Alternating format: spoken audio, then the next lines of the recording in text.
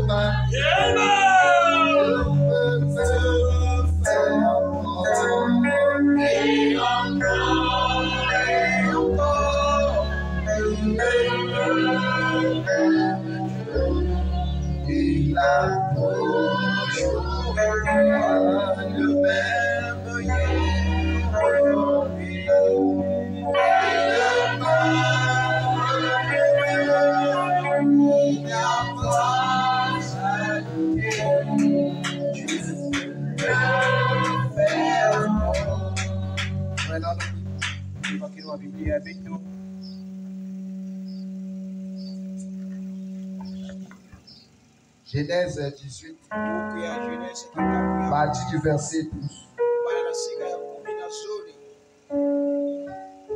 Elle rit elle-même en disant,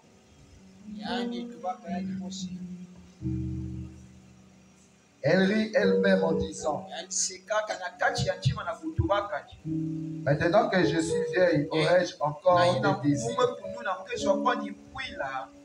Mon Seigneur aussi est vieux.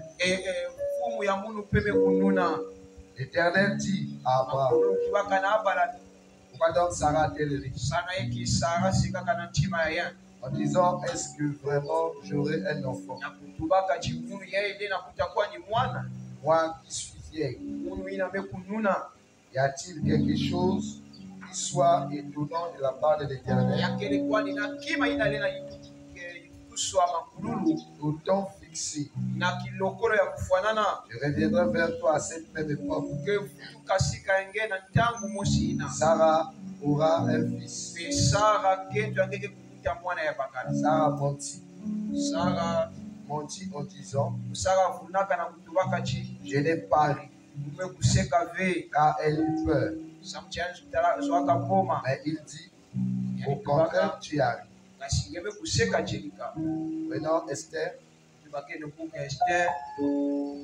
11, Esther 7.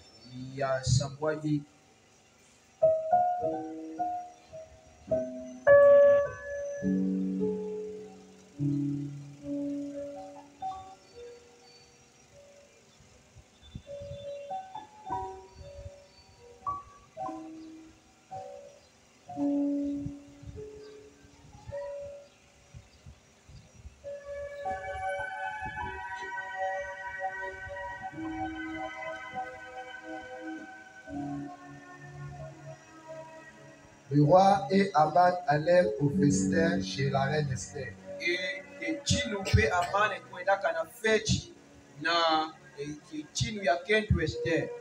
Ce second jour, le roi dit encore à Esther. Pendant qu'on buvait le vin, quelle est ta demande, reine Esther? Elle te sera accordée. Que désires-tu? Quand ce serait la moitié du royaume, tu l'obtiendras. La reine Esther répondit: si j'ai trouvé grâce à tes yeux, et si le roi nous trouve bon, accorde-moi la vie. Voilà ma demande. Et sauve mon peuple. Voilà mon désir. Maintenant le livre de Galates. Galates 5, 17.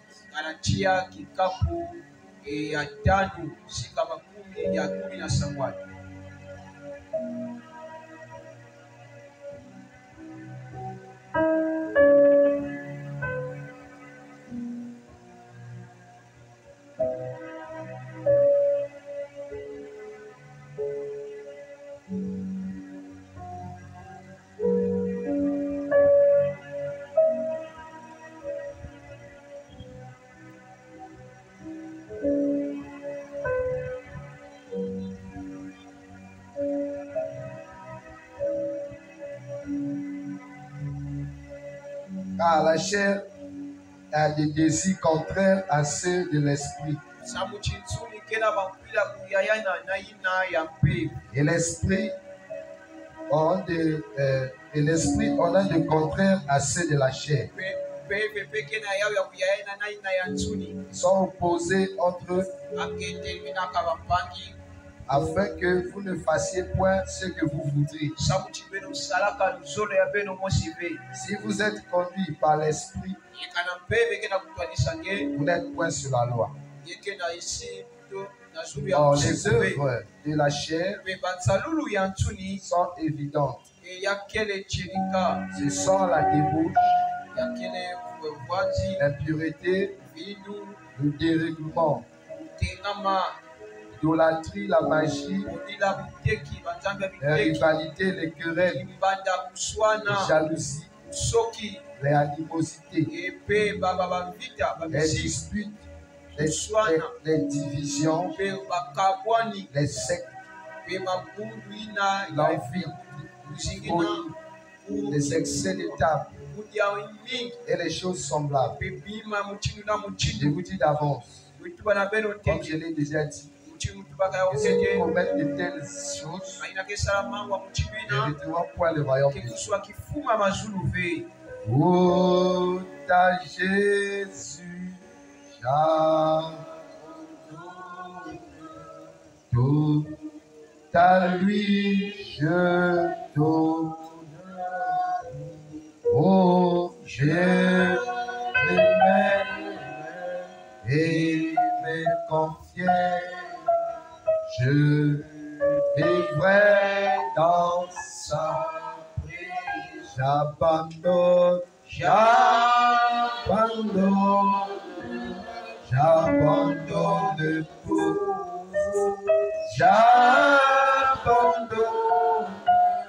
J'abandonne tout à Jésus, tout à lui, mon sauveur béni. Oh, moi j'abandonne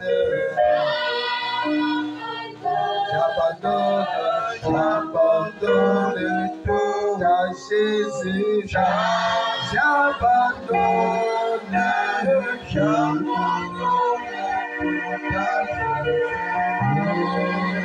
à lui, sauveur béni.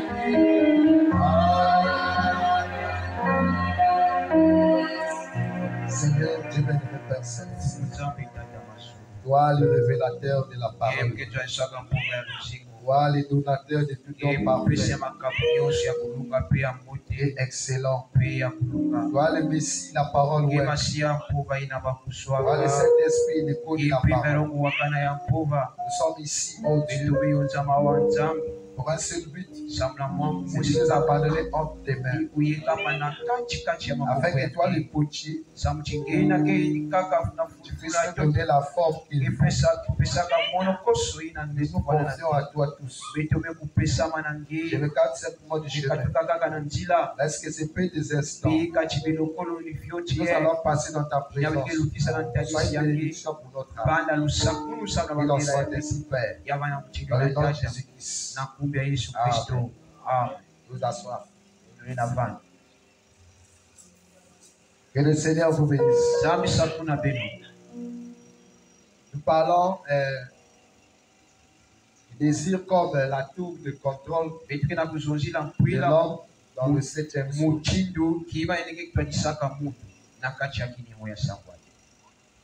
Nous avons vu vendredi que l'homme est conduit par les désirs. Mais tant qu'il n'y a pas de désir, il n'y a pas de vie. C'est la vie, c'est le désir qui donne un sens à la vie. Chaque mouvement de l'homme est lié à un désir. L'homme est rempli de beaucoup de désirs qui se manifestent sous forme des envies. Alors il est conduit par ça. En aucun moment, un homme dans cet état peut penser aller au ciel. Parce qu'il est rempli d'abord de lui-même. Toutes ces choses sont alimentées par Satan. Et il ne peut même pas avoir le désir il peut pas avoir le désir de Dieu dans son cœur. Quand même il peut parler de Dieu, il peut chanter, mais ce n'est pas un désir dans son cœur de le faire. C'est simplement l'esprit humain peut manifester les qualités de Dieu sous une forme émotionnelle. C'est ce qui fait que après l'écoute de la parole, et la parole a frappé, et vous pouvez vous retrouver en train de pleurer. Cela ne veut pas dire que c'est un désir. C'est simplement une émotion qui a réagi et qui vous a amené dans un état de pleurs. Mais voyons après les pleurs, qu'est-ce qui s'ensuit? Donc chaque désir est caractérisé par sa continuité. Vous pouvez dire aujourd'hui, Seigneur, je veux te servir, je veux être chrétien.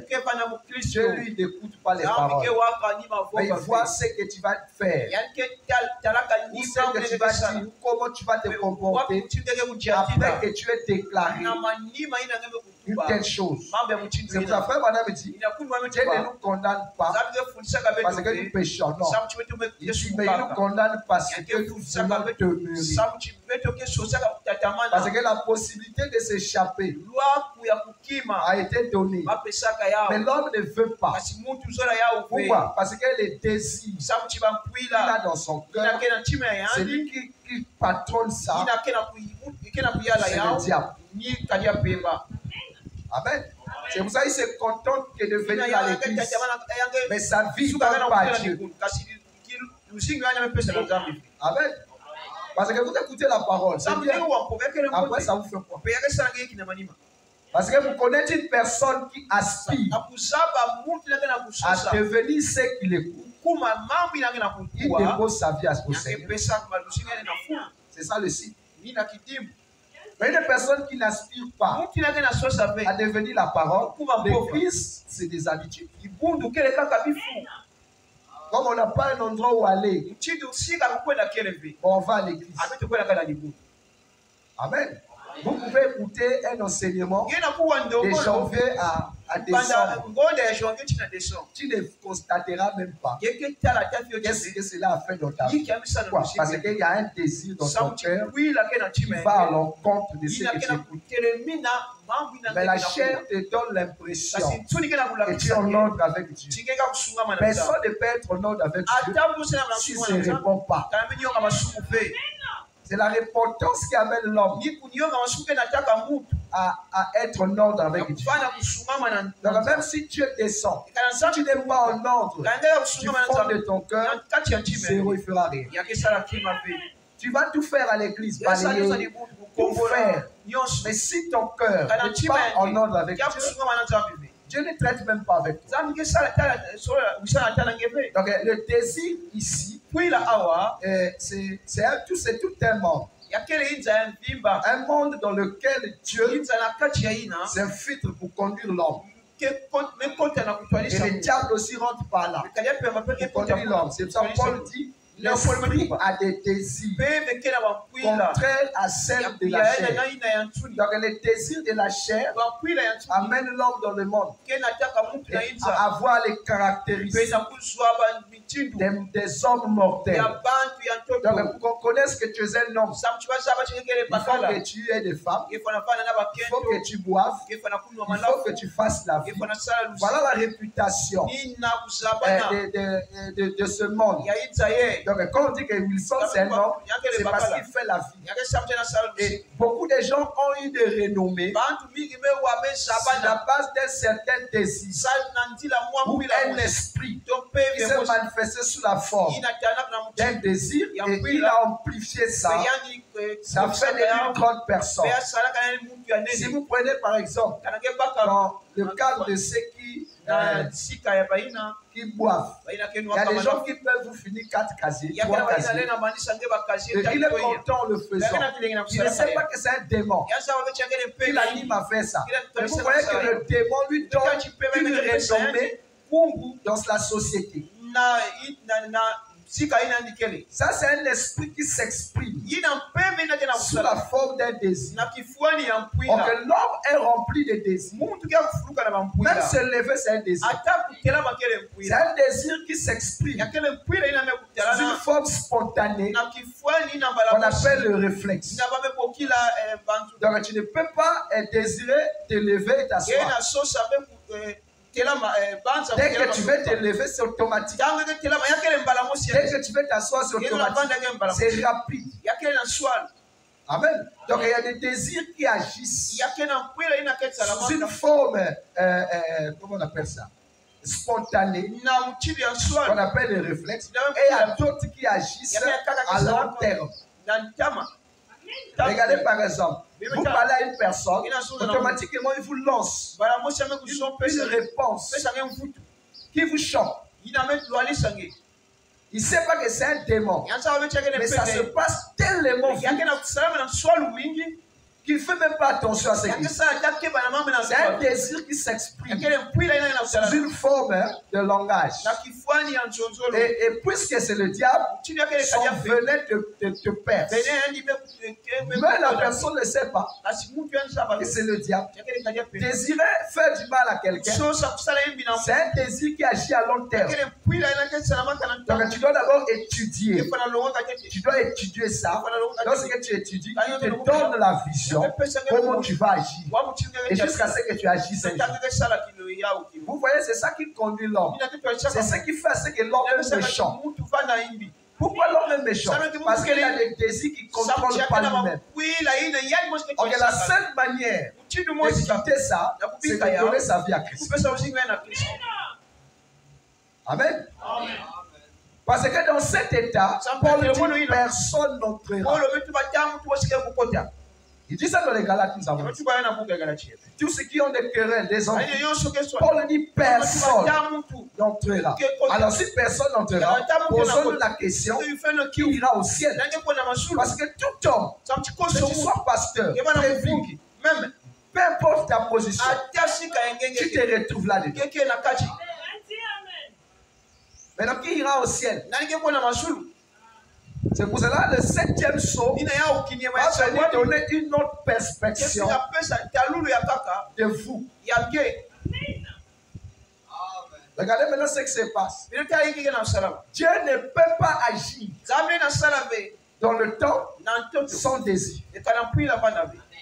Dieu n'agit pas parce qu'il veut agir. Quand je parle de l'agissement de Dieu, je ne parle pas de la puissance. Ça, à n'importe quel moment, si vous voulez vous en aller, je dis l'agissement de Dieu pour la vie. Il ne fait pas ça n'importe quel moment. Donc, il faut que Dieu ait un désir de se révéler comme un humain à un certain peuple. C'est pour cela que le désir va l'amener à justifier le corps dans lequel il va se révéler. Vous pouvez traiter ce corps de tout. Donc vous voyez que le corps que vous traitez là, il a les caractéristiques de ce que Paul dit dans Galates. Il est jaloux, il est ceci. Mais si Dieu a choisi ce corps pour se révéler à un peuple, ce n'est pas un homme qui commence à justifier cet homme, c'est Dieu qui commence d'abord à le justifier parce qu'il désire se révéler au travers de ce corps. C'est pour cela qu'il a justifié Branham. Branham, dès sa naissance, était faux. Mais comme le corps de Branham était préparé, c'est avec moi. Qu'est-ce qui se passe? Quand il dit à Sarah, à l'époque de la vie, quand je reviendrai, et Sarah, ta femme, aura un fils. Donc, pendant qu'Abraham vivait avec sa femme, il y a une certaine époque de leur vie et dit que Dieu avait préparé pour la venue d'Isaac. Donc Dieu prépare la saison, le moment, l'heure, c'est Dieu qui a préparé. Vous pouvez naître dans une famille de 15 personnes. Pour faire. Donc toi tu es l'unique fils de Dieu. Mais pourquoi tu n'es pas venu en premier? Pourquoi tu n'es pas venu en deuxième position? Mais Dieu savait, à une époque de l'intimité de ton père et ta mère, il avait réservé un muscle. Dieu sait, il fait tout cela dans le programme. Ce n'est pas un hasard d'être appelé fils de Dieu. Donc pendant cette période, il sait que si tu vas aller sur terre, dès que tu as une mission, il dit que tu dois naître par exemple en avril. Donc il surveillait l'intimité du papa de Branham et sa maman de telle manière que frère Branham naisse en avril.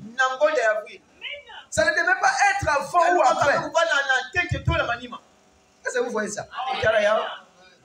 Dieu surveille tout. Ce n'est pas que vous avez fait. Et puis non, même à l'époque de la naissance d'une étoile, Dieu veille sur ça. Parce que le zodiaque a quelque chose à voir avec la nature de cette étoile. Parce que Dieu agit selon le caractère de l'homme. S'il veut que l'homme et cet enfant soient le caractère d'Élie, il ne va pas lui faire naître vierge ou bien verseau. Dieu ne peut pas faire ça. Sinon il va échouer en son but. Mais il doit veiller à ce que cet enfant naisse pendant la période du soleil. Quand le soleil frappe là, c'est cette période-là que cet enfant va naître. Jésus ne peut pas naître en décembre, tel que l'Église catholique le dit. Parce qu'il était un agneau. Mais il ne pouvait que naître en avril, parce que l'avril, c'est le mois des béliers. Le bélier, c'est un animal de sacrifice. Donc Dieu surveille tout. Tous les détails, Dieu surveille. C'est pour cela, être appelé fils de Dieu, ce n'est pas ton désir. Parce que tu veux être fils de Dieu. Ou tu veux beaucoup prier. Non. Mais c'est Dieu lui-même, par son propre désir, qui a fait de toi fils de Dieu. C'est un problème de grâce. Ça ne dépend ni de celui qui fait, ni de celui qui court. Beaucoup de gens aimeraient être fils de Dieu. Malheureusement, ils ne sont pas. Beaucoup de fils de Dieu ignorent qui ils sont. Donc, ils font l'échange. Le Fils de Dieu vit la vie du monde. Le mondain vit la vie de Dieu. C'est ça qui fait qu'il y a paradoxe sur terre. On ne connaît pas qui est chrétien et qui ne l'est pas. Parce que c'est lui qui doit être véritablement chrétien et païen. Celui qui doit être païen et chrétien. C'est la condition des pharisiens. C'était des démons depuis le ciel. Mais ils ont revêtu des costumes de pasteurs et des prêtres. Ils sont devenus saints. Et on les a appelés les fils de Dieu. Amen. Donc le désir de Dieu, c'était envoyé Moïse. Il dit, 400 ans après, moi-même je viendrai et je vous délivrerai de ma même puissance. Donc on s'attendait à voir Elohim. Israël s'attendait à voir Elohim. Mais au lieu de voir Elohim, ils ont vu l'épouse d'Elohim. C'était qui Moïse. Donc quand Dieu donne une promesse, qu'il viendra lui-même, ne vous attendez pas à le voir lui. Vous allez le voir par son envoyé. Il n'avait jamais dit que Moïse viendra. Le nom de Moïse n'était pas cité dans la promesse. Mais c'est lui-même. Mais il ne peut pas venir. Dis à Moïse, je n'ai pas de pieds. Je n'ai pas de mains. Je mettrai des paroles dans ta bouche. Donc, ce que toi tu diras, ça sera bon. On voit Moïse. Il dit, bon, je viens de la part de l'Éternel. C'est moi le libérateur. Quoi? Nous, on nous avait dit que lui-même va venir. C'est ce qu'il a dit à notre père avant. Il viendra, tout et il le fera. Mais il est venu par Moïse. Un homme ordinaire. Avec un simple bâton. Et Moïse, lorsqu'il commence son ministère, il sort le peuple de l'Égypte. Moïse ne garde pas le peuple les yeux fixés sur la loi. Mais Moïse garde le peuple les yeux fixés sur la parole qui est l'homme. Il dit l'Éternel votre Dieu suscitera du milieu de vous un prophète comme moi. Donc si Moïse était un Dieu, il devait avoir un autre Dieu qui devait venir. Vous voyez le désir de Dieu. Ce n'est pas garder les gens sur la loi, mais c'est garder les gens les yeux fixés sur l'épouse. Et quand ce prophète vint, il n'était pas question aussi de Jésus. Personne n'attendait Jésus. On attendait Elohim. Soudain entrera dans son temple. C'est lui que vous cherchez. Au lieu de voir Elohim, on voit Moïse dans sa perfection. Et on appelle Jésus. Mais nous, on attendait Elohim. Qu'est-ce que toi tu peux faire? Donc, on ne peut pas voir Dieu invisible sans passer par l'épouse. C'est vous écoutez ça? Tu ne peux pas voir Dieu tel que les gens disent. Nous attendons Dieu. Vous ne pouvez pas le voir sans son épouse. C'est Jésus qui a révélé le Père. C'est Moïse qui a révélé Elohim. On n'attendait pas Moïse. On attendait ni Jésus. On attendait le Père. On ne peut pas voir le Père sans l'épouse. C'est pour ça l'épouse est la manifestation parfaite de la seconde venue du Seigneur Jésus-Christ. Madame dit, moi aussi, je vous dirige vers une épouse née de la parole. Comme Moïse, comme Jésus, Madame fait la même chose. Donc, on ne peut pas parler de Jésus dans les airs sans reconnaître l'épouse. C'est l'épouse qui révèle l'épouse. C'est ça que fait moi. Jésus était sorti de la parole. Et Moïse les a dirigés vers une épouse née de la parole. Et ça dit, ton créateur, c'est ton époux. Jésus, il est l'épouse du Père. Et au lieu de voir le Père, on voit le Fils. Fils? Qui est le Fils? C'est le Père dans la continuité. Il dit, ne savez-vous pas que le Père est en moi? Mais nous, on n'attend pas. Mais vous ne pouvez pas voir le Fils. Le Père. Il dit, le Fils est l'image du Dieu invisible. Donc l'épouse également est l'image du Dieu invisible. Amen. Amen. Amen. Les gens attendent Jésus dans les airs. Frère Madame dit littéralement. Tout œil le fera. C'est écrit littéralement. Amen. Amen. Mais vous allez le voir partout. Comment allez-vous dans une maison et voulez-vous voir l'époux sans demander à son épouse? C'est l'épouse qui vous reçoit. Si la femme ne veut pas et son mari sort, elle dira il n'est pas là. Donc vous voyez le désir de Dieu, c'est de faire de nous des remplaçants valables de lui-même. Nous ne remplaçons pas un prophète, mais nous remplaçons Dieu. Donc si nous remplaçons Dieu, nous allons voir les caractéristiques de Dieu. Est-ce que vous êtes avec moi?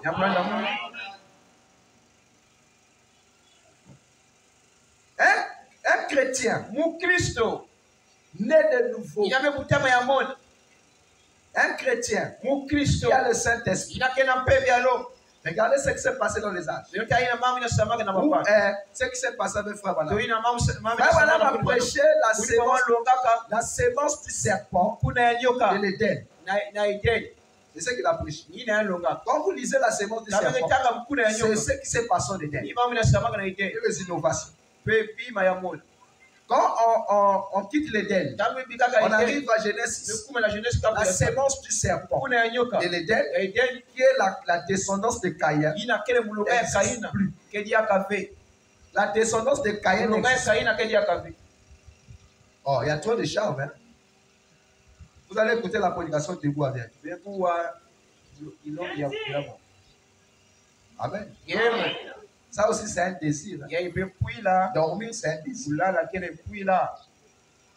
Celui qui dort, je vais lui mettre debout. Les diables n'aiment pas écouter ça. Ça, il vous donne le sommeil.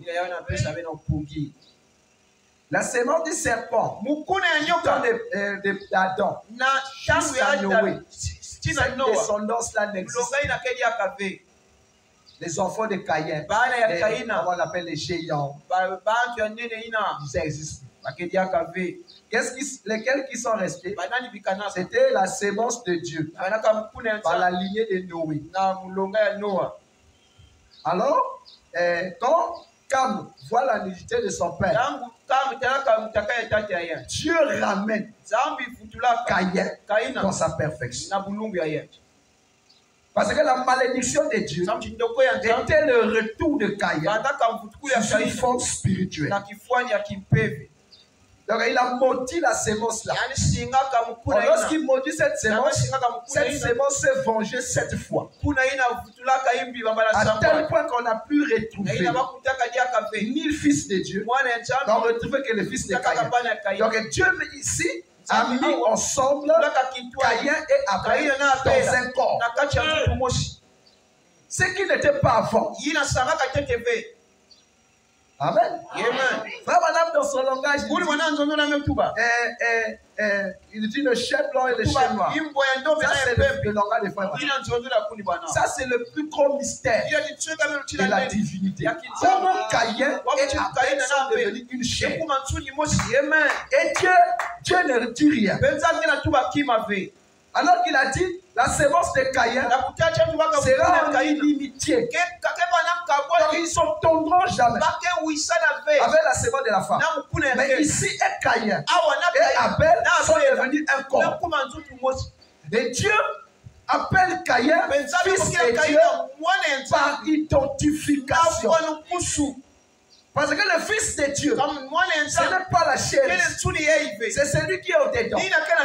Mais comme celui qui est dehors voile le dedans, on l'appelle Fils de Dieu. Mais il est Caïn. Vous voyez? Amen. C'est pour cela qu'on voit Caïn agir, on l'envoie en enfer. Caïn, comment tu peux faire ça? L'homme a la capacité d'être religieux. Il peut être un bon religieux. Il prie beaucoup, il chante beaucoup, il chante. Ça, l'homme peut faire. Mais l'homme n'a pas la capacité de croire la parole. Ça, c'est pas humain. Ça se force pas. C'est Dieu lui-même qui croit en toi. Donc si tu crois tel que tu crois là, Dieu est fidèle là. C'est pas de toi-même. C'est Dieu qui vient croire en toi. Mais toi, tu as la capacité de beaucoup prier et de gêner. Ça, c'est toi. Parce que Dieu est religieux. L'homme peut être religieux, mais il ne peut pas croire. Moi, je crois le message. Quel message? Tu es religieux. Les pharisiens, c'était des religieux. Mais quoi? C'était croire à la parole de Dieu. La preuve que c'était des croyants, il fallait croire à la parole de Dieu. Tu ne peux pas croire à quelque chose qui est facile. Quand Christ devient humain, il complique la croyance des gens. Est-ce que c'est Dieu? Est-ce que c'est pas Dieu? Vous devez vous poser des questions. Mais quand c'est clair, c'est pas Dieu. Ça, c'est la séduction. Comment croire en Jésus? Il est né virgin. Avant le mariage. Amen. Ce n'est pas parce que l'enfant est né après le mariage, c'est ce qui fait à ce qu'il est fils de Dieu. Même s'il naît dans le mariage, un démon. Donc le mariage ne change rien dans la naissance des enfants. Amen. Tu peux te marier convenablement et produire des démons, des rebelles, des bandits, des voyous. Donc le mariage n'a rien à voir. Est-ce que vous êtes avec moi? Mais le mariage avec Christ t'amène à produire quelque chose. C'est ce qui montre les limites du mariage. Le mariage dans le temps est limité. Mais le mariage avec Dieu est illimité. Dieu épouse même ta descendance.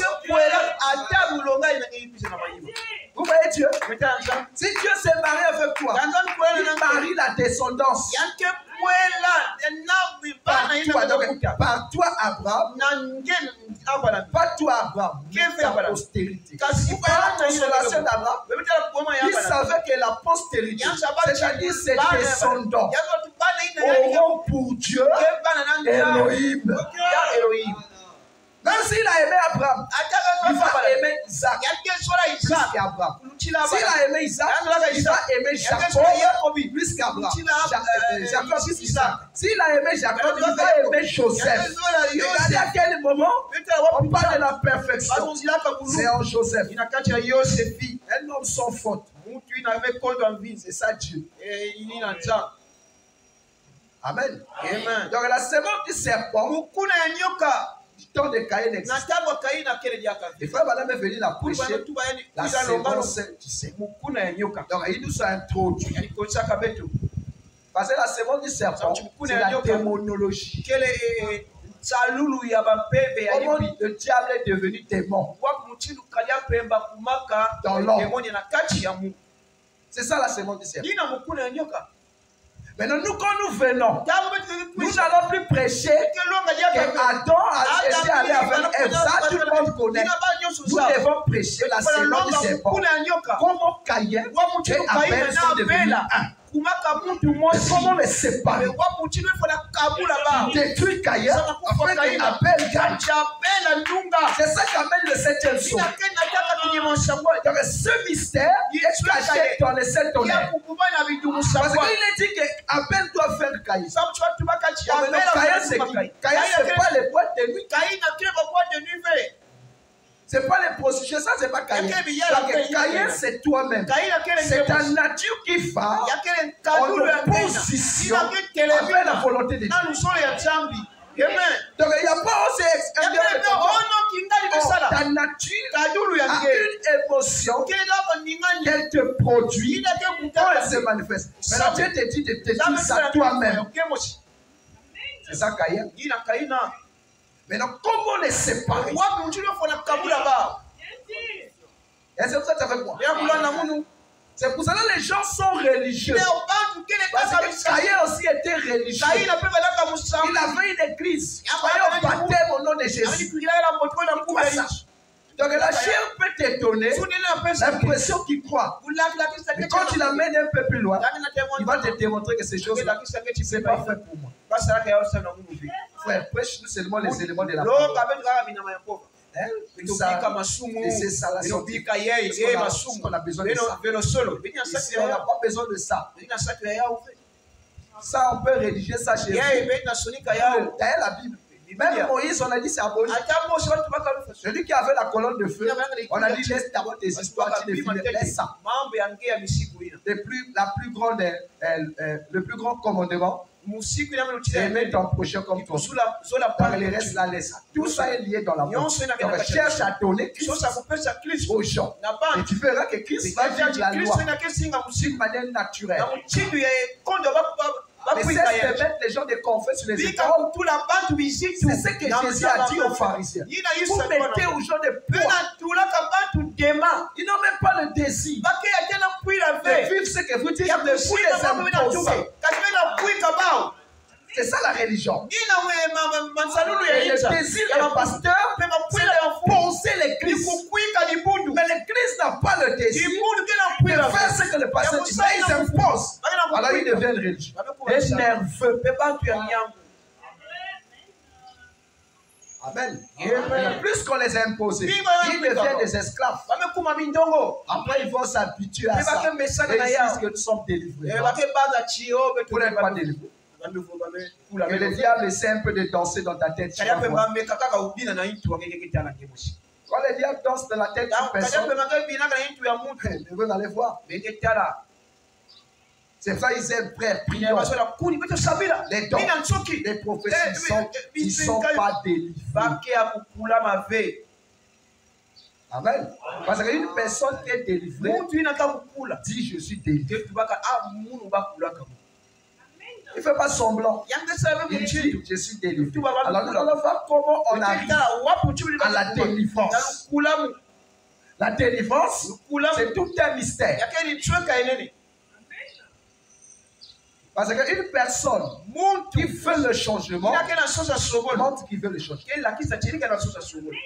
Même devant Dieu, il sait que Seigneur, je sais que le monsieur s'il veut changer.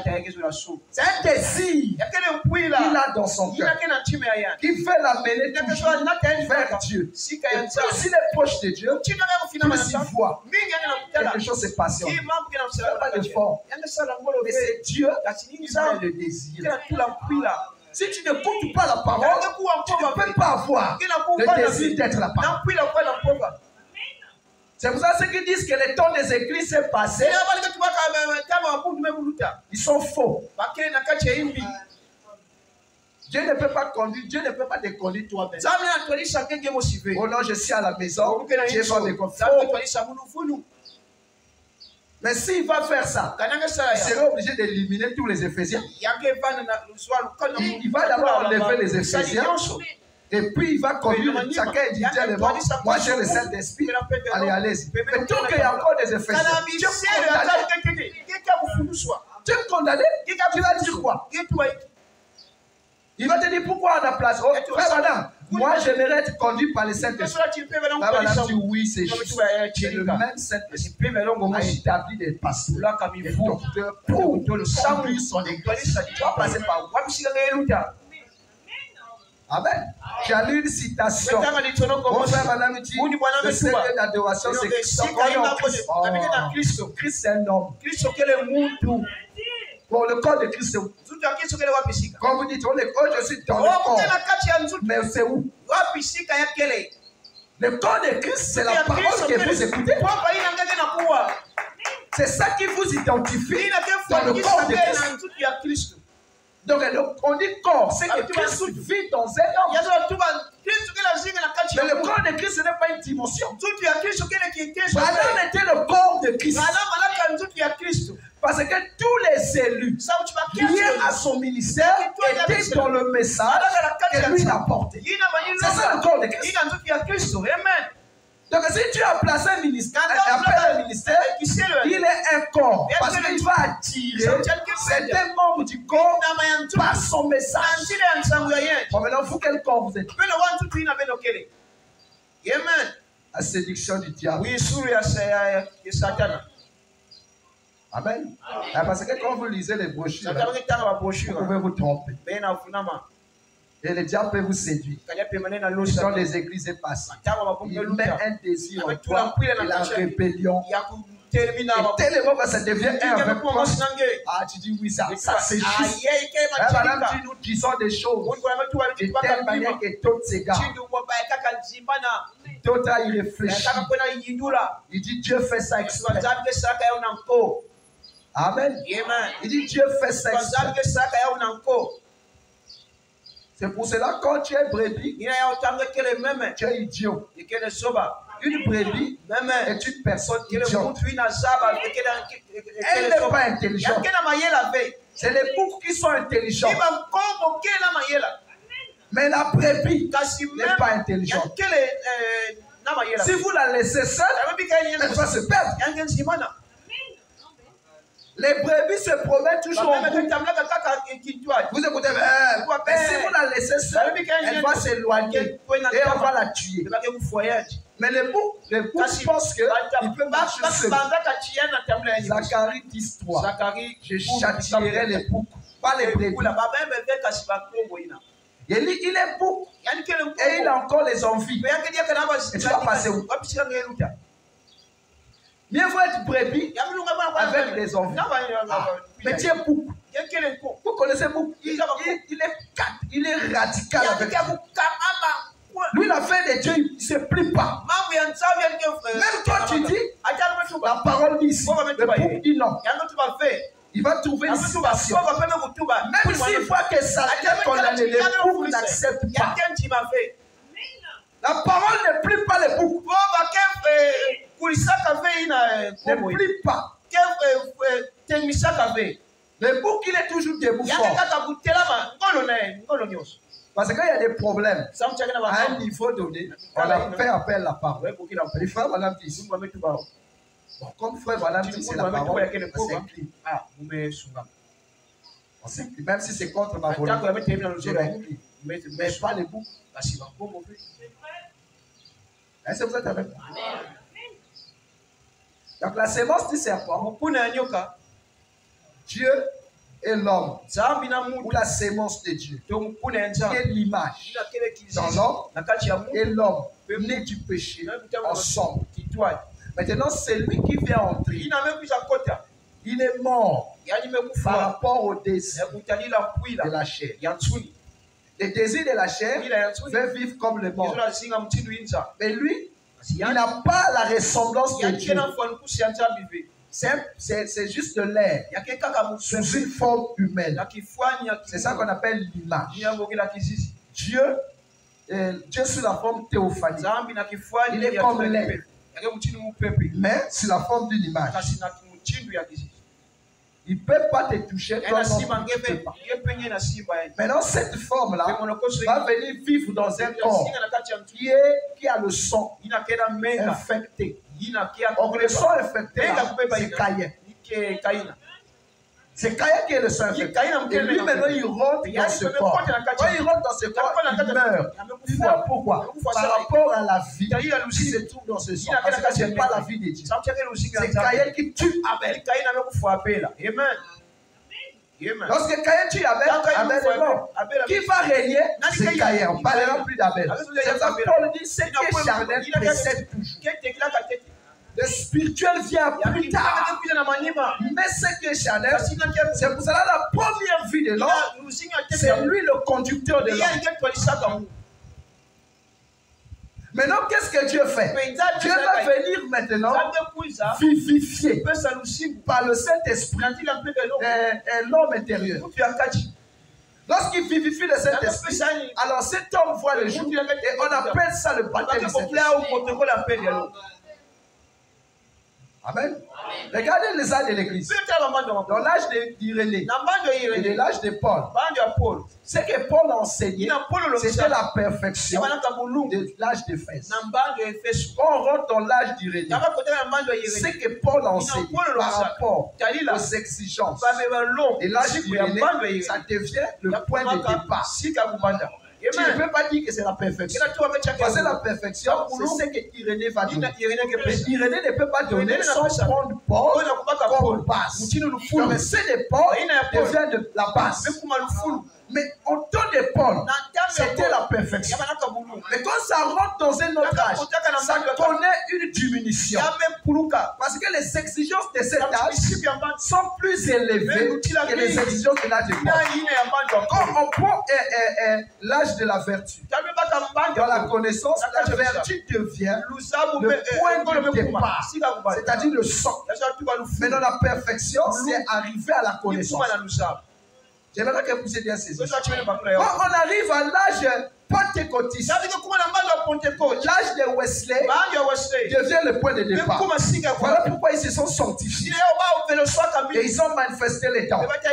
Et dans la perfection, c'était arrivé au baptême du Saint-Esprit dans l'âme. Amen. Mais donc, quand Frère Branham prêche le baptême du Saint-Esprit et que nous rentrons dans l'âge de l'épouse, dans l'âge de Frère Branham, il dit le baptême du Saint-Esprit manifeste des dieux. Est en train de manifester des dieux. Parce que c'était le plafond. Tu avais les caractéristiques des dieux en recevant le baptême du Saint-Esprit. Quand on rentre dans l'âge de l'épouse, Frère Branham dit, et parce que ici, il s'agit du péché dans le sang. Le baptême du Saint-Esprit ne peut pas attaquer le péché dans le sang. Frère Branham dit, avec le baptême du Saint-Esprit, nous ne pouvons pas vaincre les Philistins. Avec ce que nous avons, nous ne pouvons pas. Mais le même Frère Branham dit que ça manifesté des dieux. Qu'est-ce qui est impossible à Dieu? Pourquoi? Parce que la parole a évolué dans un autre âge et la qualité des péchés change. Si le péché change, la parole aussi doit changer.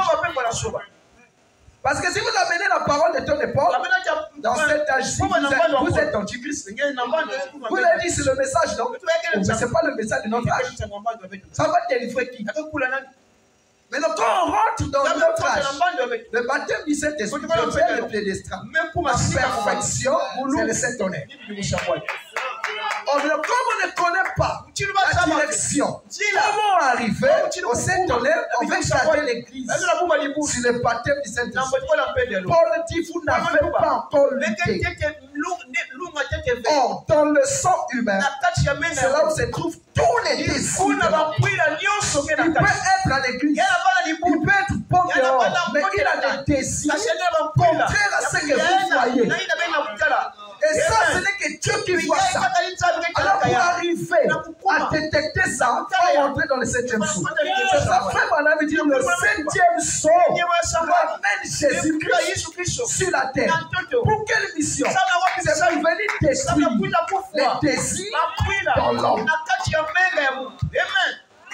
Parce que il y a des esprits qui ont des corps. Et il y a des esprits qui n'ont pas de corps. Les esprits qui ont des corps, ils peuvent rentrer en toi et ils parlent. On sait que ça c'est un démon et on le chasse. Mais les esprits qui n'ont pas de corps, ce sont des substances. Qui sont des vies, qui sont infectées le sang humain. Avec ça, c'est ça qui amène l'homme à être jaloux. La jalousie, ce n'est pas un démon qui est corporel. C'est un démon qui est une substance. Le frère Madame dit ça attribue alors une nature. Et cette nature-là devient un avec toi.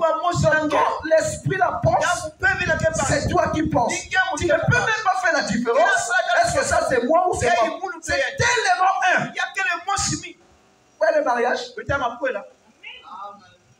Mon frère, qui va aller au ciel? Si ce n'est que la grâce de Dieu. Ces substances rentrent dans l'homme.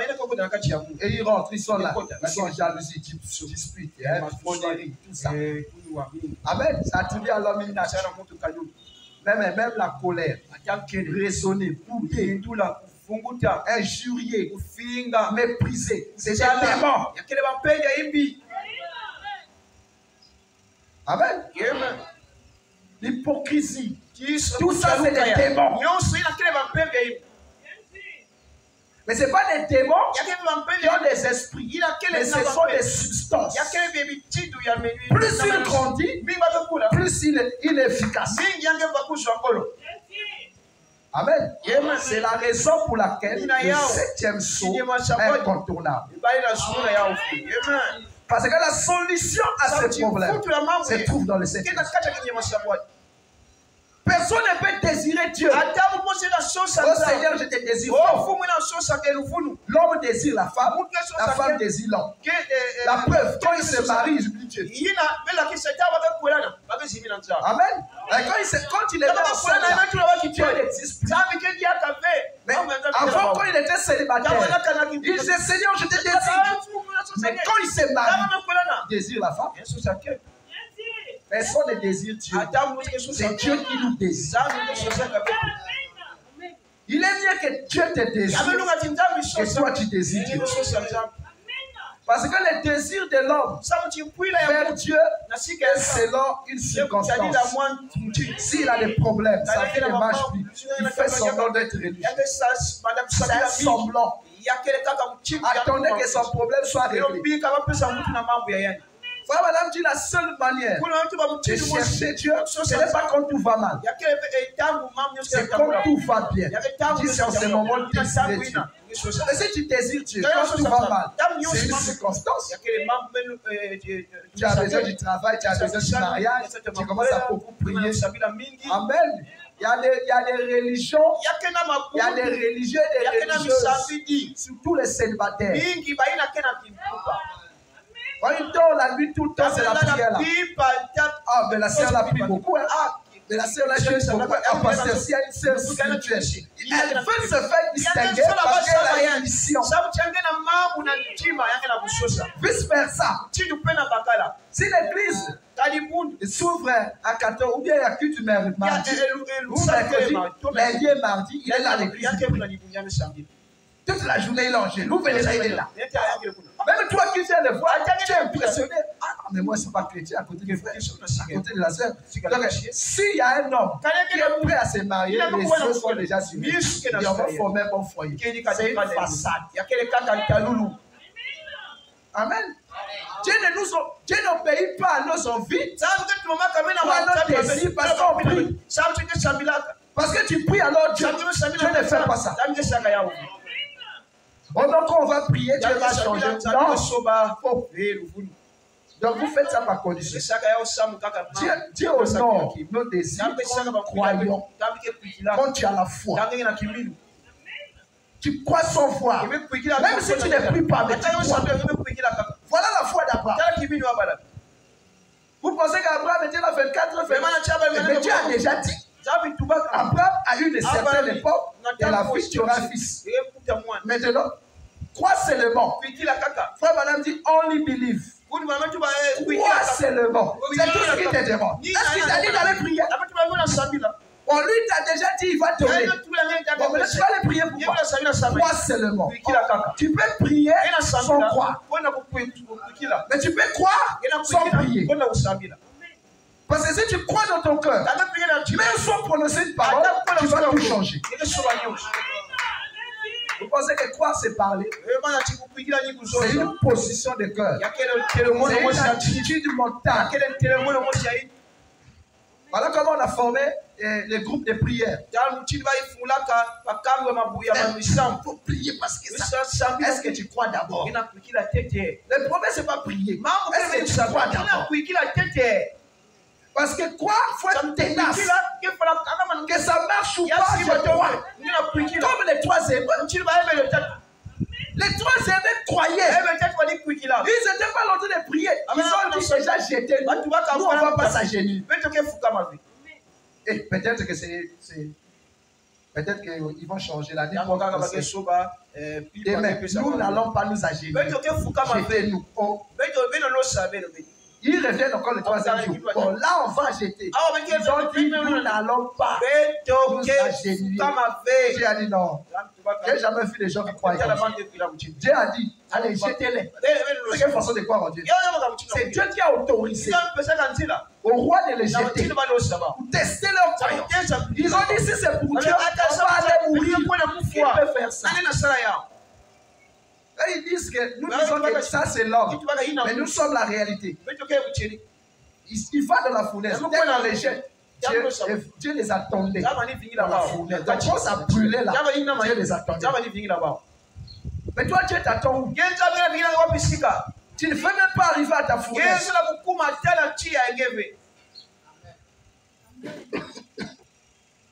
C'est ça avec moi. Chacun de nous a une fournaise. Savez-vous ça? Mais toi, tu ne peux pas arriver. Tu vas croiser le Fils de Dieu comme ça. Tu ne crois pas. Tu apprécies. Tu apprécies simplement. Et crois que ça ne marche pas. On est là. Amen. Amen. Beaucoup de gens ne connaissent pas Dieu. Même quand on prêche là, vous dites, c'est juste. Certains ne connaissent pas Dieu. Parce que connaître Dieu, c'est voir. Et quand tu vois, tu ne peux plus changer. Amen. Si Dieu sait que tu ne connais pas encore, et que tu es fils de Dieu, il va te chasser d'ici.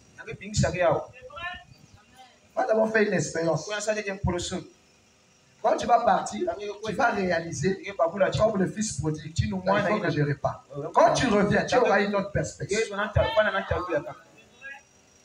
Amen. Donc vous ne pouvez pas dire que vous croyez si vous n'êtes pas révélé. C'est la révélation qui est. C'est la croyance en forme de la révélation. Ou la révélation en forme de la croyance. Il faut d'abord que vous voyez. Parce que si tu ne vois, tu n'as pas encore vu, tu ne crois pas. Il faut d'abord voir. Tu ne peux pas croire et bouder. Pas possible. C'est que tu ne crois pas. Combien de gens sont des boudeurs? Beaucoup de gens. Ils raisonnent. Impolis. Tout ça c'est parce que vous ne croyez pas. Tu ne peux pas croire être impoli. Tu peux donner à un pasteur une réponse selon toi. Tu ne crois pas. Tu es païen. Et c'est peut-être avec moi. Donc imaginez-vous, Pierre va donner à Jésus une réponse comme mais ça c'est le maître. Qu'est-ce qu'il fait ça? Manque de croyance. C'est un désir diabolique qui l'amène à agir. Amen. Donc la sémence du serpent dans l'homme, il est là comme des substances. Des substances dans l'homme. Et chaque substance projette à l'homme une vision, une direction donnée. C'est pour ça que chacun a sa vie. D'autres n'aiment pas qu'on les conseille. C'est des substances, c'est des démons. Quand quelqu'un n'aime pas qu'on les conseille, c'est un démon. Amen. D'autres n'aiment pas qu'on leur fasse des reproches. Dès que tu fais des reproches, les démons là réagissent. C'est des démons. Enfin, pour être chrétien, il faut que tout ça disparaisse. Même des prédicateurs, personne n'est en dehors de ça. Personne, en dehors de personne. Parce que tous nous avons le son animal. Maintenant, Christ, par le 7e saut, il va venir changer le désir de l'homme. Dieu commence d'abord à changer le désir. C'est la raison pour laquelle, lorsque Esther se retrouve devant Assyrus, Assyrus lui demande, lui dit, donne-moi ta demande et qu'est-ce que tu désires? Deux choses.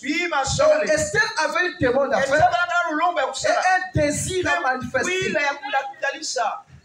Il dit mon désir, il dit ma demande, accorde-moi la vie. Quelle vie? Elle était déjà reine par élection. Mais elle dit encore au roi, accorde-moi la vie et mon désir, sauve mon peuple. Donc tu ne peux pas être ou recevoir la vie du roi sans que tu ne dises au roi de faire ton désir. Vous voyez? C'est ce qui fait, c'est que celui qui est chrétien, il est les autres. Dieu a fait de lui chrétien selon lui. Mais Dieu n'honore pas son désir. Comment? Vous allez voir dans le message. Dieu a fait de lui pasteur. Mais il n'a pas un désir de voir l'autre avancer. S'il voit l'autre avancer plus que lui, il fait de l'autre son ennemi, son adversaire. Si quelqu'un est plus riche que toi, il a plus de biens que toi, il est plus intelligent que toi, ne fais pas de lui son adversaire. Va apprendre. Va apprendre. À l'école primaire, on a dit tricher, c'est faux. Donc, tu dois faire le tout possible de mériter la note. Ça, c'est l'école. Mais dans le business, tu ne peux pas faire un business sans copier. On copie. C'est pas une faiblesse. On copie ce qui marche. Ne cherche pas à inventer quelque chose qui ne marche pas. C'est ça qu'on appelle l'étude du terrain. On étudie d'abord le terrain. Qu'est-ce qui marche? Oh, moi, je veux ouvrir, par exemple, mon business. Je veux vendre des sacs à sac. Est-ce que c'est le business par excellence sur le terrain qui est rentable? Ou tu vas vendre des sacs à sac à bon, mais non, comment? Premier jour, on n'a pas acheté. Deuxième jour, on n'a pas acheté. On vient acheter le 4 jours. Tu seras déçu. Amen. Donc il faut copier. C'est bien. C'est en ce moment-là que tu vas appliquer avec ton intelligence et un peu plus. Amen. Vous voyez que tout ce qu'ils font le business, ils sont liés avec ça. Ils copient. Si lui fait, ils font par exemple les vestes. Je vais chercher à connaître comment ça fonctionne. Ah, c'est comme ça. J'ai maintenant tout le contour. Alors moi aussi, je vais faire comme frère aussi.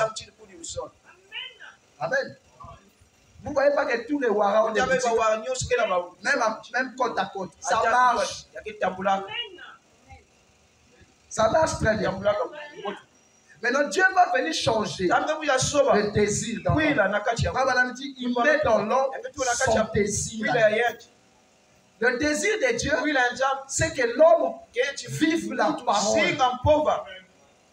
Et ce que l'homme est, les caractéristiques de Dieu. C'est ce que Dieu veut. Donc l'homme ne peut pas voir les caractéristiques de Dieu sans le 7e sceau.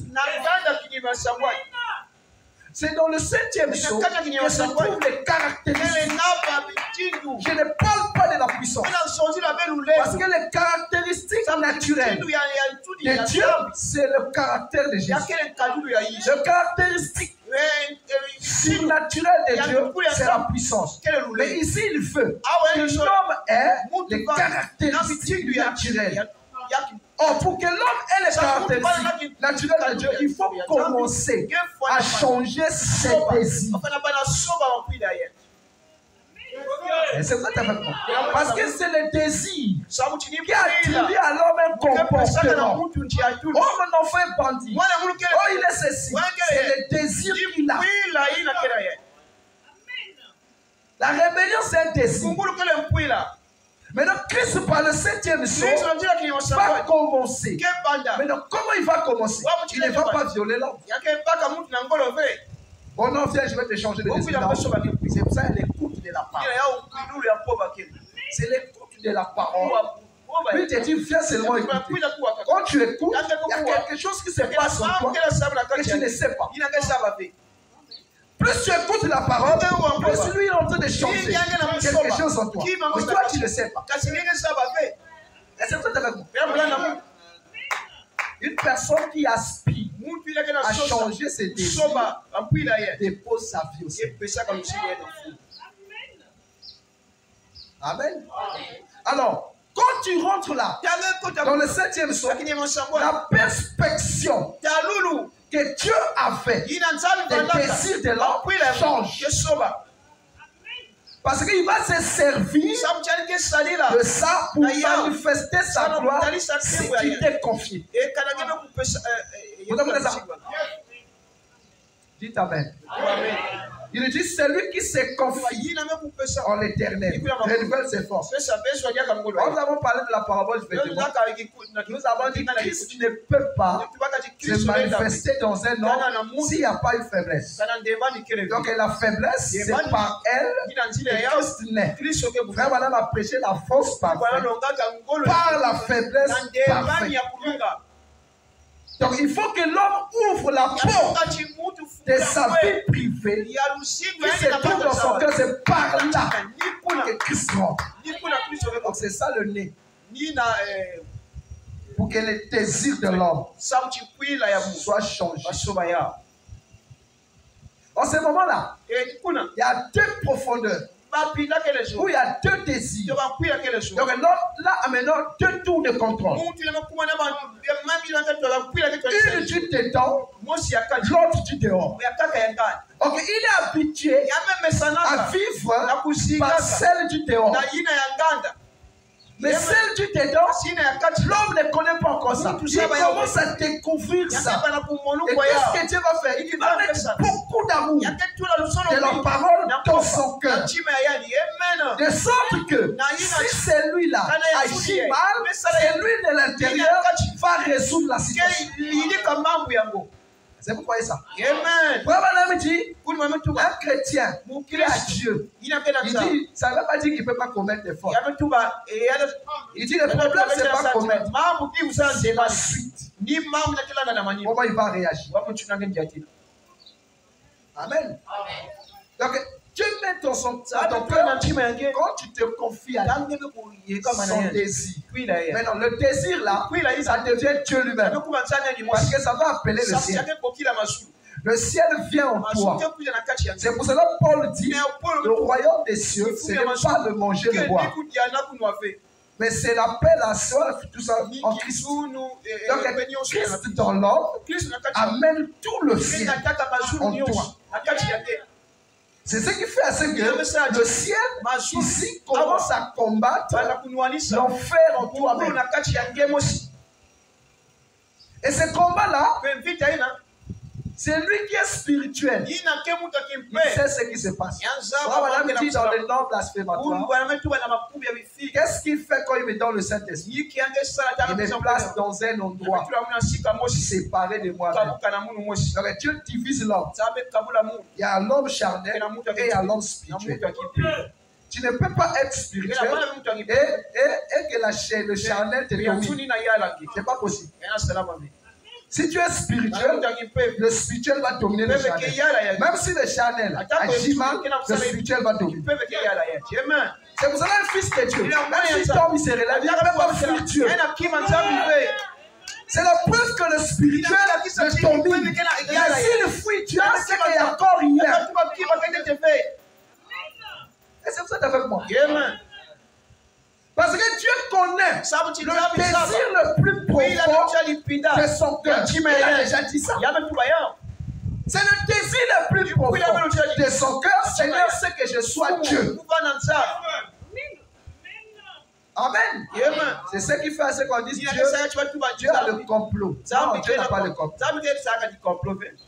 Chacun de nous a une approche vis-à-vis de ce Dieu-là. Il y a d'autres qui sont longs, il y a d'autres qui sont... Parce que toutes les étoiles ne brillent pas de la même manière. Les étoiles qui sont proches du soleil brillent plus que les autres parce qu'ils sont proches. Amen. Donc tu ne peux pas désirer le ciel si le ciel n'est pas en toi. Pas un semblant. Je ne dis pas un semblant. Tu fais aussi semblant, saura que tu mens. Parce qu'il y a des choses que tu ne peux pas toucher. Ah oui, hein? Le ciel, c'est une réalité. Et le ciel commence dans ton cœur. Quand ton cœur est encore ténébreux, il n'y a pas le ciel là. Ça commence en nous. Le royaume des cieux n'est pas le manger, le boire, la paix, la joie. Amen. Ne venez pas à l'église par habitude. Sinon, vous avez manqué le but. Mais venez à l'église avec un désir. C'est ce qui fait à ce que quand on vient à l'église avec un désir, on ne peut pas dormir. Comment tu veux? Tu as un désir. Le désir crée une soif. Et comment tu dors? Ou tu es triste. C'est que tu es venu, c'est ta carcasse qui est venue. Peu de gens désirent Dieu. Peu. Même humainement parlant, ils sont devant Dieu. Peu de gens désirent Dieu. Parce que désirer Dieu, c'est aimer parler de lui. C'est ce que tu as fait. C'est aimer parler de lui. Parler de lui comment? Mais de ton avancement. Aimer Dieu, ce n'est pas dit frère, voilà, m'a dit. Frère, voilà, m'a dit ici. Frère, voilà, m'a dit ici. Ça, c'est bien. Mais le désirer, c'est parler de ton avancement. Est-ce que tu avances avec Dieu? Est-ce que tu te préoccupes de ta vie spirituelle? C'est ça, désirer Dieu. Parce que si tu t'examines pas, tu ne peux pas désirer Dieu. C'est quand tu vas voir Dieu dans tous les points, tu ne pas ces moments-là que tu vas désirer Dieu. Vous pensez désirer Dieu, c'est venir à l'église? Ce n'est pas venir à l'église. C'est sa propre vie. Est-ce que j'avance? Bon, là, nous sommes arrivés. Comment? Quel mois? Dans quelques mois, la fin de l'année. 3 mois. Au début janvier. Est-ce que tu as fait d'abord le bilan de ta vie? Est-ce que tu as fait? Ne vous contentez pas de dire Amen, Amen. La parole est changeante. On peut vous amener dans le mystère. Vous allez aimer. Mais quand on va descendre dans la vie, vous êtes par terre. Il n'y a pas cette honneur dans la vie d'un homme s'il ne donne pas son cœur. Ça n'existe pas. Paul dit, tu peux connaître la science de tous les mots, mais si Christ n'est pas en toi, il s'emballe. Donc la chose qui doit sauver l'homme, c'est Christ. Pas un don dans l'homme, mais Christ dans l'homme. Amen. Esther, en tant que reine, pendant le festin, Esther dit, Père, le roi, accorde-moi la paix. Pourquoi le roi doit l'accorder la paix alors qu'elle est déjà reine? Elle est déjà reine et elle a invité le roi. Mais elle n'a pas la vie. Quelle vie elle avait de moi? Reine Esther, quel est ta témoin? Si même la moitié de mon royaume, je vais te donner. J'ai peur d'avoir la moitié du royaume. Je n'ai pas ta vie. Quel piège! Donc, toute la vie d'Esther était basée sur des choix. Parce que le roi dit, je te donne la moitié de mon royaume. Mais elle pouvait accepter. Elle dit non, accorde-moi la vie. Quelle vie? Parce qu'elle a fait l'examen de conscience. Elle s'est examinée. Je suis reine. Oui, mais je n'ai pas la vie du roi. C'est qu'il a connu d'avance. Il les a appelés. C'est qu'il a appelé les agisseurs. Oui. Nous sommes épouses par prédestination, mais nous n'avons pas encore les comportements de Dieu. Tu peux lui dire épouse, oui, mais les caractéristiques de Dieu, nous n'avons pas encore ça. Donc si tu te retrouves devant lui, tu ne vas pas dire donne-moi le royaume. Quel royaume tu vas avoir? Tu dois lui demander accorde-moi la vie. Or, tu ne peux pas lui dire accorde-moi la vie si tu n'as pas vu que tu es mort. Il faut d'abord que tu voies que tu es un homme mort et en ce moment-là tu vas lui accorde-moi la vie. Et lorsqu'il t'accorde la vie, il va me dire quel est ton désir. Sauve mon peuple. Parce que là, tu as déjà la vie. Jésus a dit quoi?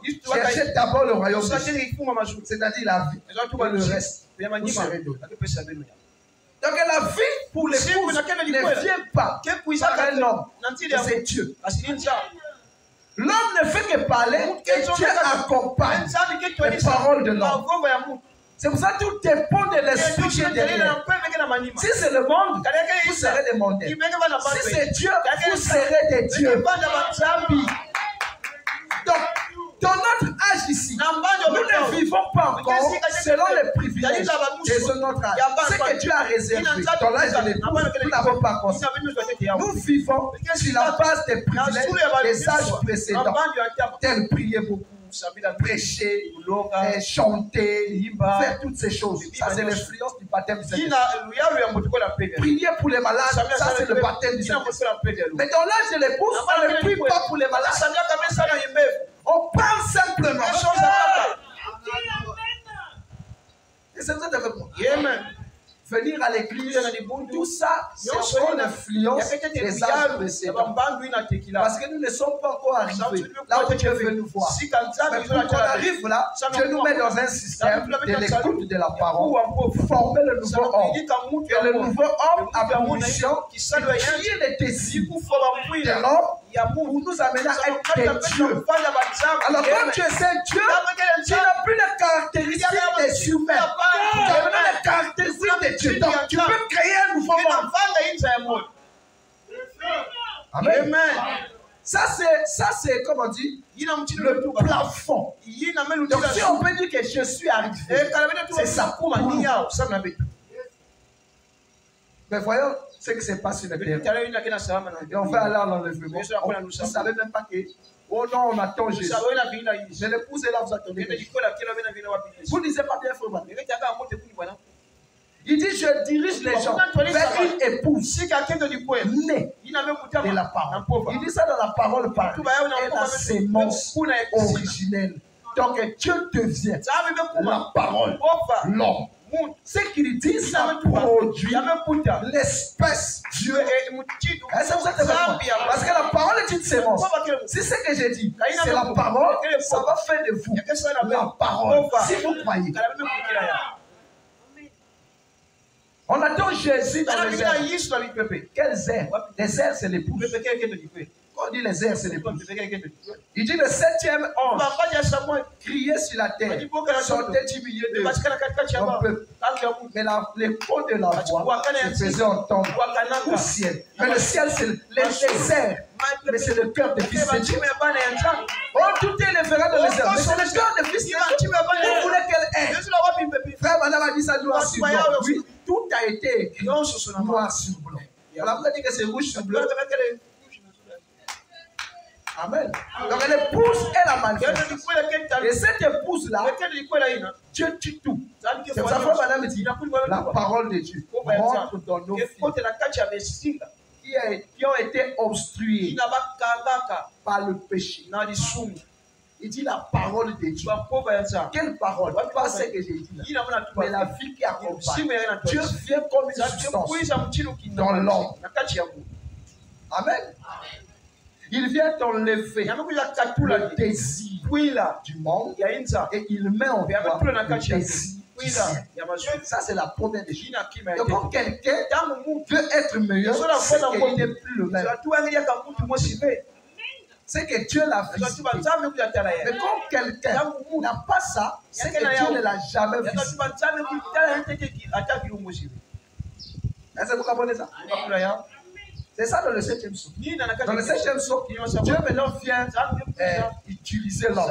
Il met le désir ici à la chair. Parce que pour que les substances qui sont dans le sang partent totalement, il faut que celui-là grandisse. Il ne peut pas grandir s'il ne les met pas en duel. Il faut qu'il les mette en duel. Quand le monsieur-là va réagir, celui aussi il réagit. Ou bien il laisse celui-là réagir et à la fin lui dit pourquoi tu agis comme ça? Ouais, la plus grande bataille jamais. C'est ça qui montre la tension nerveuse dans l'homme.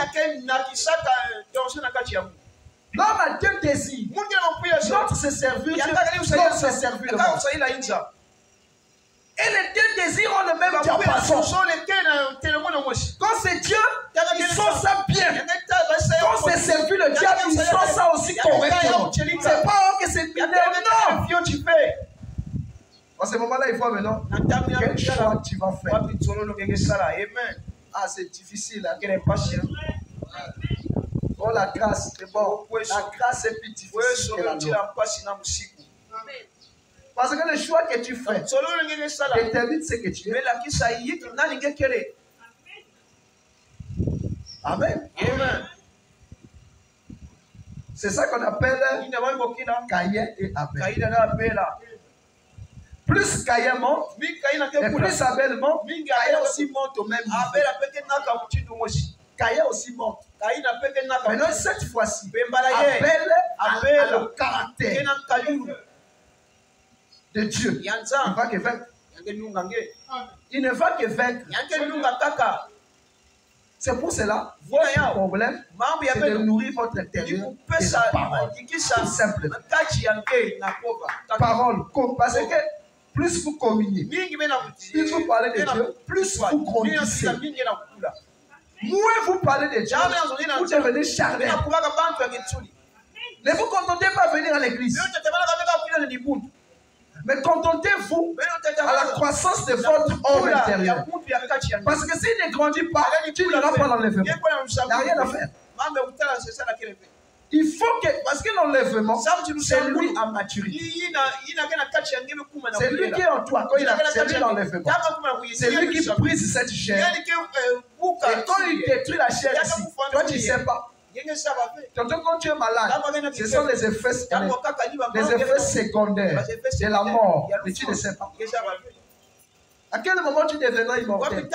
Tu ne sais pas, mais tu sauras par ton comportement, par tes réactions, par tes envies, même par tes songes. Tu sauras. Amen. J'ai fait un songe. On marchait quelque part. On marchait, c'est la police qui nous a arrêtés. Avec Yaléo. Ils nous a arrêtés. Mais qu'est-ce que nous avons fait? On n'a rien fait. La police nous amène. Quand on arrive au commissariat, le commissaire, on voit ses papas. Mais pourquoi vous les avez arrêtés? Au chef, regarde, vous ne savez pas qu'ils sont mes enfants. Vous voyez, est-ce qu'un papa peut condamner ce enfant? Il est chef commissaire. Nous, on n'a rien fait. Et ils passaient, ils nous ont pris. Bon, maintenant, on nous amène au commissariat. C'est notre père qui est le commissaire. Mais nous sommes libérés d'office. Pourquoi? Parce que nous avons le même sang. J'ai les mêmes désirs. Est-ce que vous voyez ça? Bon, maintenant, le chef du commissaire du ciel, c'est ton Dieu. Bon, toi, on t'a attrapé. On t'amène là-bas avec le son riche de Dieu en toi. Et tu vas quand même. Quand on arrive là-bas, Dieu te voit. Qu'est-ce qu'il a fait? Oh non, ils ont. Vous avez déjà vu un père condamné? Parce qu'ils ont un lien de sang. Amen. Et si le fils est obéissant, à tous égards, le père ne peut en aucun cas se punir jamais. Maintenant, regardez ce que nous vivons tous les jours. Mais ça, c'est le test de l'obéissance. Ici, tu as besoin de ceci, tu n'as pas ça. Ici, tu as besoin de ceci, tu n'as pas. Là, Dieu te dit, il faut croire. Vous croyez que c'est facile? Mais quand tu arrives à surmonter ça et à croire que Dieu existe, il va te mettre en prison. Donc ta croyance là devient l'expiation de ton péché. L'homme s'expie le péché comme la colombe lui-même. Parce qu'il y a des actes que nous posons qui touchent Dieu. Tu peux poser un acte, toi tu penses que ça veut rien dire, mais ça a touché Dieu. Et quand ça a touché Dieu, Dieu te demande, qu'est-ce que tu veux? Il faut arriver à toucher Dieu. Comme Esther a touché le roi. Pas le choix, c'est le choix qui amène. Amen. Donc, comprenez ceci.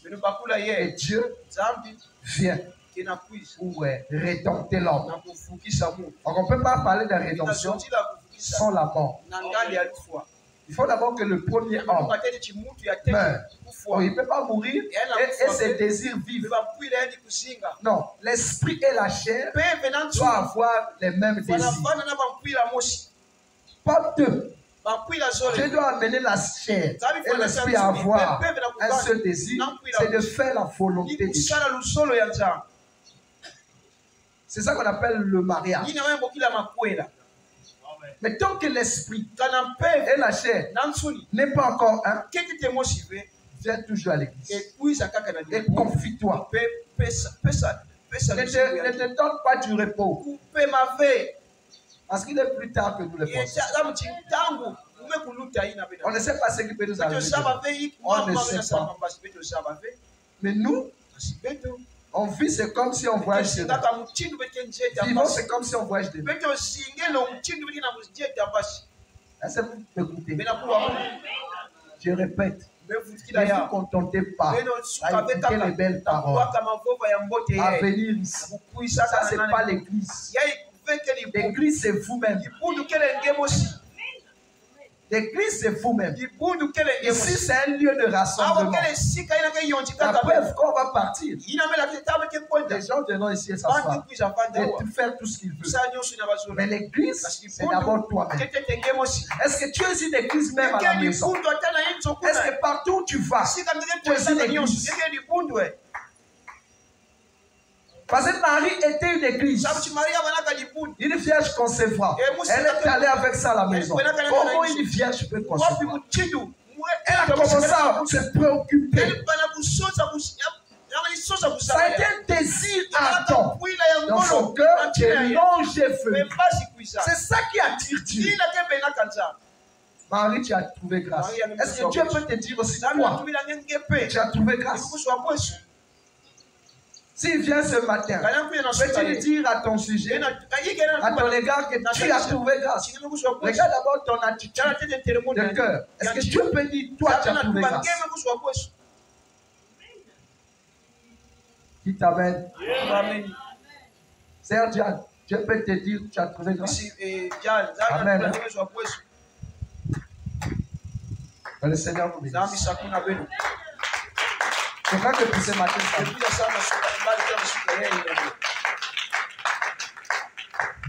pouvons nous lever. Le Seigneur, c'est l'éclair, mon chemin, sa parole. Oh, le Seigneur, c'est l'éternel, mon chemin, oh, mon chemin, sa parole, oh, sa parole, oh, sa parole, oh, sa parole,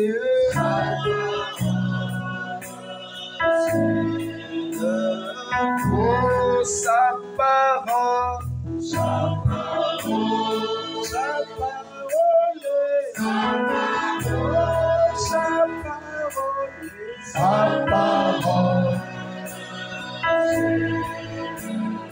oh, sa parole,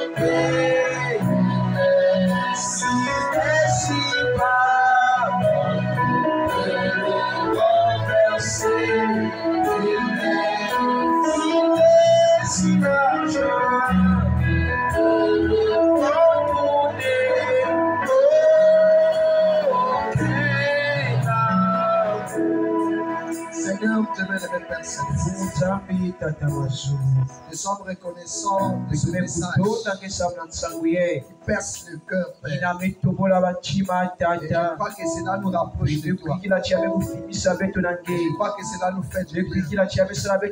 Parce que tu es un Père. Tu sais nous donner une leçon par rapport à une certaine époque. C'est pour ça que nous disons merci Seigneur pour ce glorieux message.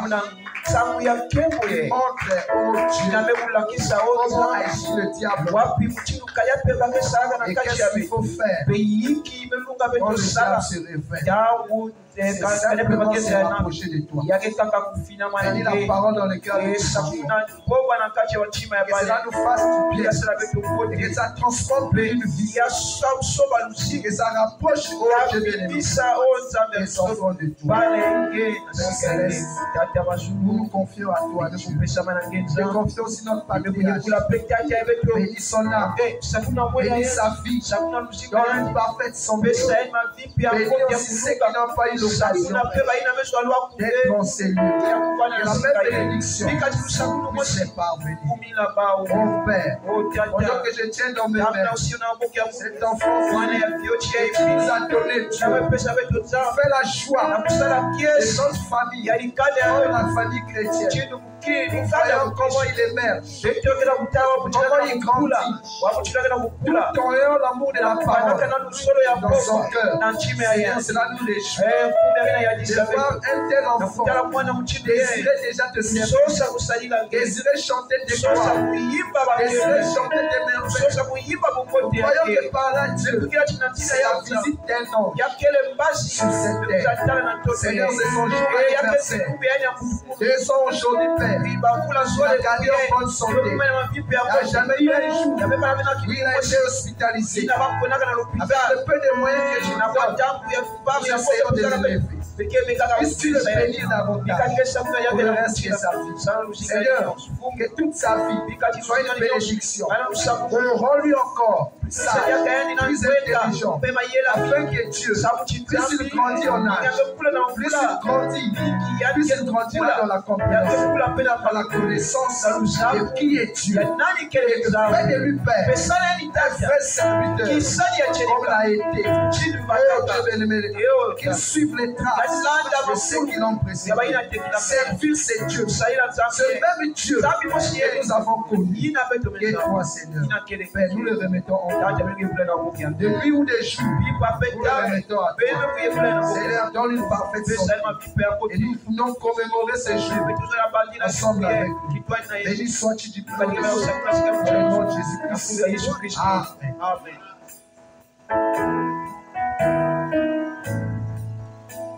Que le Seigneur vous bénisse. On finit pour ce matin.